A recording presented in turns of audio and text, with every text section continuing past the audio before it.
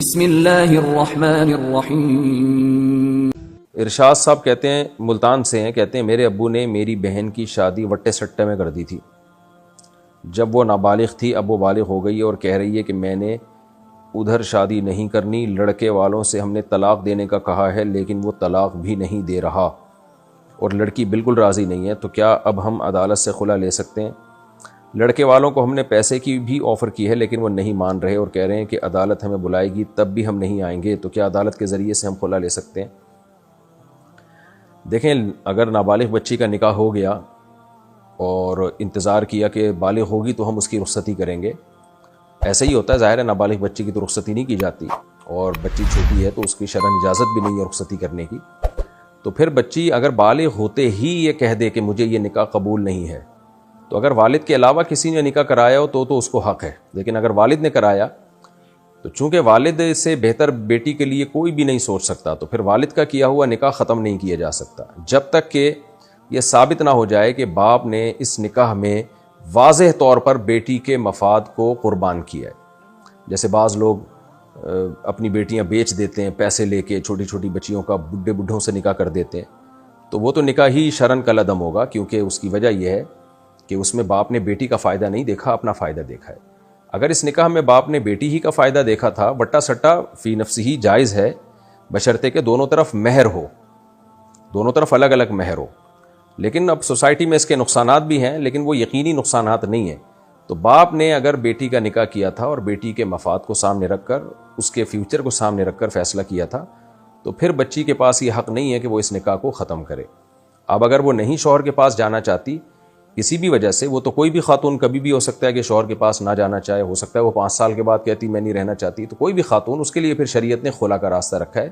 اور خلا کیا ہے قرآن نے بیان کر دیا سورہ بقرہ میں، اس پر میرا پورا ایک بیان بھی ہے، کلپ ہے، ریکارڈ ہے، وہ آپ سن سکتے ہیں پورے دلائل کے ساتھ، کہ اگر میاں بیوی نہیں رہ سکتے، یعنی بیوی چاہتی ہے شوہر سے علیحدگی، فلا جناح علیہما فیما افتدت بھی، تو شوہر کو راضی کیا جائے کہ وہ مہر لے لے یا اور بھی مزید کچھ رقم لے کے اس کو چھوڑ دے۔ اور یہ کام شوہر اگر خود سے نہ کر رہا ہو تو کورٹ کا سہارا لیا جا سکتا ہے، کیونکہ کورٹ کے نوٹس کو اور کورٹ کی بات کو شوہر سیریس لے گا کہ بھئی واقعی میری وائف جو ہے علیحدگی نہیں چاہتی ہے، اور کورٹ سے یہ تحفظ بھی ہوگا کہ جو پیسے میں نے متعین کیے وہ مجھے مل جائیں گے۔ اس لیے شریعت نے اس میں کورٹ میں جانے کا حکم دیا خلا میں، ورنہ خلا خود سے بھی ہو سکتا ہے کورٹ میں جائے بغیر۔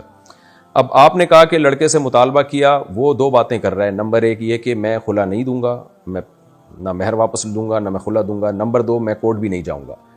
تو پھر شریعت کا حکم یہی ہے کہ لڑکی کی رخصتی کر دی جائے اور اس کو محبت سے سمجھایا جائے کہ دیکھو سارے مرد ایک جیسے نہیں ہوتے، اور 100% چاہتے ہیں اپنی دنیا میں پوری نہیں ہوتی، ویسے بھی بچیاں ناسمجھ ہوتی ہیں، یہ کسی اور کے پاس جائے پتہ نہیں وہ کیا کرے اس کے ساتھ معاملہ۔ باپ 99%، یعنی باپ کے فیصلے میں غلطی کا امکان کم ہے، اور کم عمر بچی کے فیصلے میں غلطی کا امکان زیادہ ہے، تو اس لیے باپ کے فیصلے کو جب ہو چکا ہے تو اب اس کو مان لینا چاہیے۔ میں باپوں کو ترغیب نہیں دے رہا کہ نابالغ بچی کا نکاح کر دیا کریں، یہ ایک الگ بحث ہے کہ کرنا چاہیے کہ نہیں چاہیے۔ اب ایک کام ہو گیا ہے، ایک تو نہ ہوا ہوتا نا تو پھر تو ہم منع کرتے باپ کو، بھائی کیوں نکاح کر رہے ہو آپ ایک کم عمر بچی کا، لیکن اب ایک کام ہو گیا ہے تو پھر اس میں دیکھا جائے کہ اگر اس لڑکے میں کوئی بڑی خرابی نہیں ہے، کوئی واضح خرابی نہیں ہے اس میں، نارمل ایک جیسے لڑکے ہوتے ہیں اسی طرح ہے، تو پھر بچی کو محبت سے سمجھایا جائے کہ بھئی آپ رخصتی پہ آمادہ ہوں۔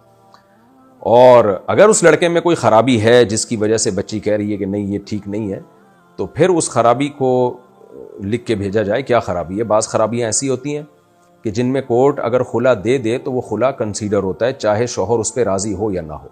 تو بہتر یہ ہے کہ اس لڑکے کے حالات لکھ کے دارالعلوم کرنگی یا جامعۃ الرشید بھیج دیے جائیں، یا ہمارے پاس یہاں دارالفتاء والارشاد میرے ایڈریس پہ بھیج دیے جائیں، مفتی طارق مسعود، جامع مسجد الفلاحیہ، سیکٹر 10 نارتھ کراچی، اس ایڈریس پہ پوسٹ کر دیں، اور اس میں جو شوہر کے پورے حالات، اس کا فون نمبر، تاکہ ہم اس سے بھی تو پوچھ سکیں نا کہ کراس کویشچن کر کے کہ واقعی جو الزامات تم پہ لگائے جا رہے ہیں تم میں ہیں یا نہیں ہے۔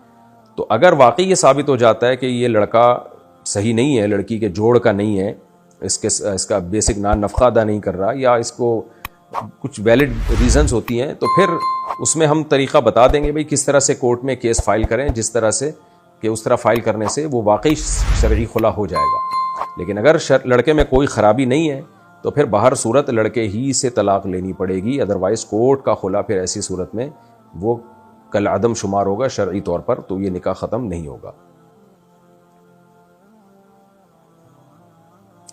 لیکن والدین کو چاہیے اس طرح نہ کیا کریں. نابالغ بچی کا نکاح باپ اگر کر دے ہو تو جاتا ہے، لیکن شریعت میں یہ حوصلہ افزائی والا عمل نہیں ہے. سوال پیدا ہوتا ہے جب شریعت میں اس کی حوصلہ افزائی نہیں ہے تو شریعت نے اس کی اجازت کیوں دی؟ اجازت بہت ساری وجوہات کی بیس پہ دی گئی ہے. وجہ اس کی ہے کہ اسلام قیامت تک کے لیے آیا ہے. ہر وقت ملکی حالات ایک جیسے نہیں رہتے. بعض دفعہ جنگوں میں شکست ہو جاتی ہے، بعض دفعہ بہت سارے مسائل ہوتے ہیں، بعض دفعہ باپ کو ڈر ہوتا ہے کہ یہ رشتہ میرے ہاتھ سے نکل گیا تو مجھے ایسا رشتہ ملے گا نہیں کبھی بھی، تو اس لیے وہ لڑکی کی بلوغت کا انتظار نہیں کرتا، تو اس لیے وہ نکاح کر دیتا ہے کہ بھئی چلو رخصتی بعد میں کر دیں گے لیکن ابھی اس کے نام تو کر دو لڑکی. تو بیسیوں قسم کی جب انسان پریکٹیکل لائف میں آتا ہے تو پتہ چلتا ہے.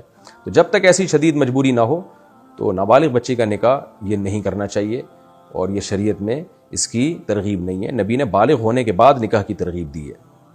اور پھر بعض علاقوں میں تو ظلم بھی ہوتا ہے بچیوں کے ساتھ، بوڑھے آدمیوں سے ان کی شادیاں پیسے لے کے کر دی جاتی ہیں. تو ایسا نکاح تو شریعت میں کالعدم ہوگا، منعقد ہی نہیں ہوگا.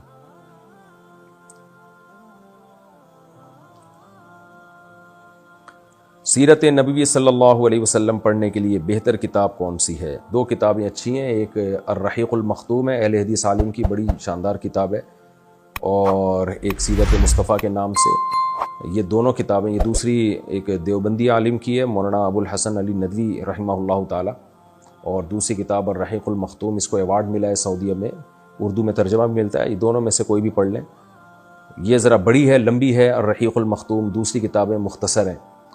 تو سیرت مصطفیٰ کے نام سے بھی ایک کتاب ہے بہت زبردست. تو غالباً میں نے اسی کتاب کا 2 دفعہ نام لے لیا. سیرت مصطفیٰ یہ ابو الحسن علی ندوی رحمہ اللہ تعالیٰ کی، یہ بھی اچھی کتاب ہے، آپ پڑھ لیں. 2 کتابیں میں نے آپ کو بتائی ہیں، یہ زیادہ بہتر کتابیں ہیں، باقی کتابیں تو بہت ساری ہیں.